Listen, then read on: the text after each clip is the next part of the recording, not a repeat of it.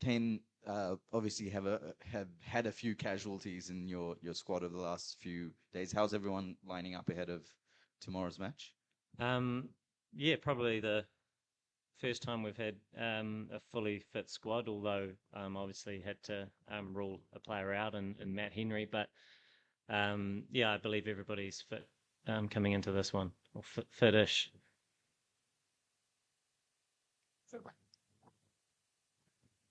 Hi, Kane. Obviously, a lot of permutation and combinations going ahead, with rain also predicted. So, what's the conversation in the camp like?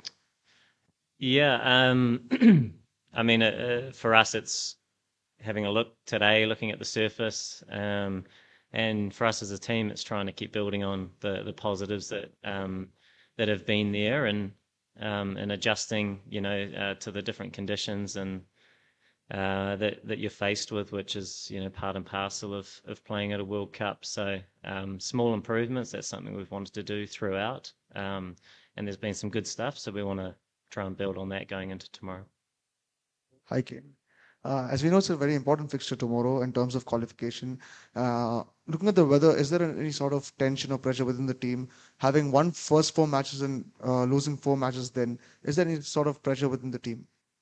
Um, I mean, you naturally want to win as many as you can, and we did start off well in terms of those results, but there were also some really close games and ones that we lost, and so I think if we look at the cricket on a whole, there has been a lot of good cricket, and we've seen a lot of teams here playing really good cricket, and coming into it, we knew that anybody can beat anybody, and we've certainly seen that. There's been so many. Yeah, every team's won a few, and so yeah, I mean, it's just trying to focus on our cricket and try and put out better performances, and I guess that's sort of the beauty of this type of layout is that you do play everybody. You are challenged by everybody in different ways. So the focus is much more about your own cricket and how you look to try and handle that. Kane, I'm sure you must have seen Glenn Maxwell's innings yesterday. Pretty unbelievable. What did you make of it? Yeah. Yeah, an incredibly special knock. Yeah, not just obviously the run specifically, but the situation and he was clearly struggling physically, and to be able to pull that off in a partnership with Pat Cummins is without a doubt one of the great World Cup victories for Australia and probably for any team to witness. So and at the same time a tough one for Afghanistan, who have been excellent, and you know probably won sort of 80-90% of that game. And as we know in white ball cricket, it can change quickly, and that was an amazing example of that and a special knock to watch. This is regarding the spirit of the game. We saw what happened to Agnello Matthews and also Maxwell. Do you think that it's quite inhuman? Of course, it is not in your domain. It is in the domain of the ICC.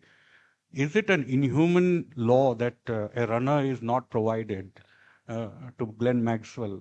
Because there was no chance of him misusing this law or clause, whatever it is. Oh, so you're wondering whether there should be runners in the The earlier they were runners. So don't you Yeah. think it is very kind of a inhuman or spirit of the game it affects? um yeah, I haven't actually thought too much about that, and I don't sort of believe it's been too much of an issue, over the years that we have been playing without runners. And it certainly made Glenn flick a switch in a way that was quite special. Yeah, I mean, it's not something that I guess I can really speak to, except for that, perhaps you see the odd case where it might be required, but ultimately, by and large, it's not really been an issue, I don't think. Kane, Lockie's coming back after a few games. What does he kind of add to your attack?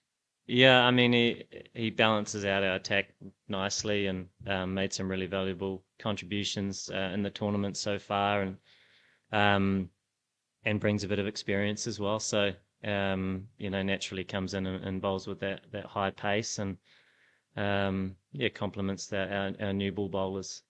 So we'll have to have a look at the surface and decide on our balance. And just staying with the fast bowling, Trent, I mean, obviously the New Zealand have had a really good history of doing well with the new ball, but in this tournament, it hasn't quite clicked for you in all the matches. How do you feel, Bolt is still there. How do you feel about that phase of the game? And what do you think has kind of gone wrong for you at times during the course of the tournament?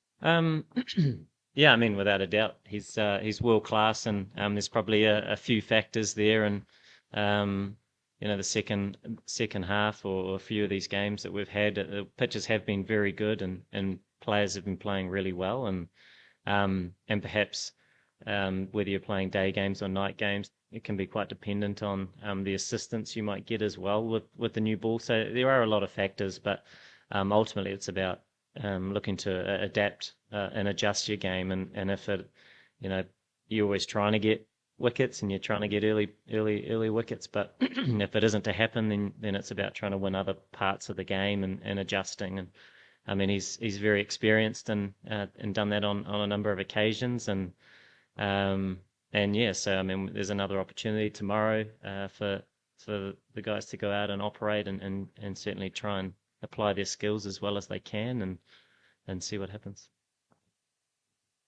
Ken, the Chinnaswamy ground is a notoriously high-scoring ground. Even 400 the last time was not enough. So how do you sort of reconcile what a good score is here when even 400 may not be enough?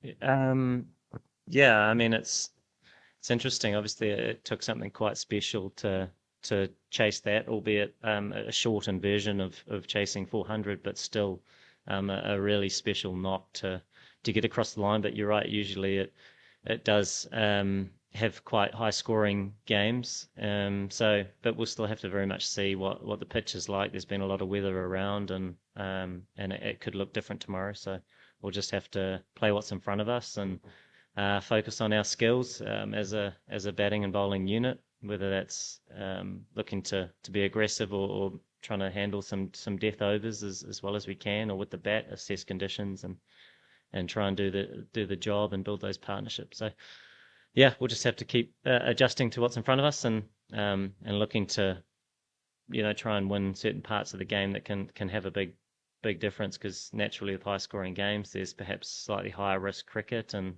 there might be some opportunities, despite not seeing those the other day when we did have a large score on the board. But that's cricket. Kane, a word on Rachin Ravindra's performance at this World Cup. How surprised or not surprised have you been with his batting exploits? And do you see him having a role with the ball at any point tomorrow if the need arises? Yeah. A word on Rachin's World Cup. Yeah.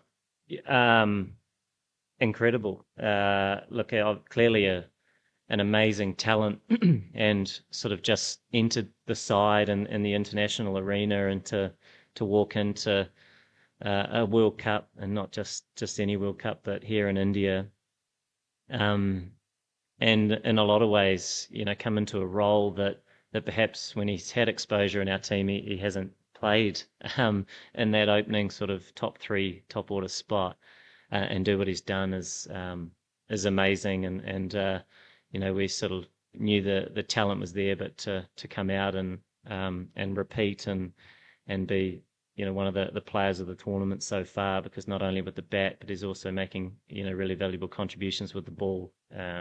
Very, very special player, and great that he's on our side. Kane, one eye on the sky and a lot of maths to be worked out. How do you all as a team mentally prepare for a game like this?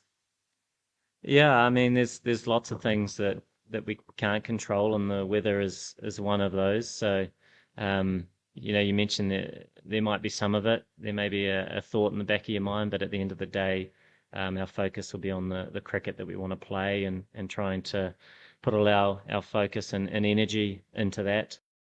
That gives us the best chance of putting out a good performance, and so that'll be what we try and do. Ken, you were in a similar position, I think, in 2019, at the end of the kind of league stage, trying to get into that semi-final lot.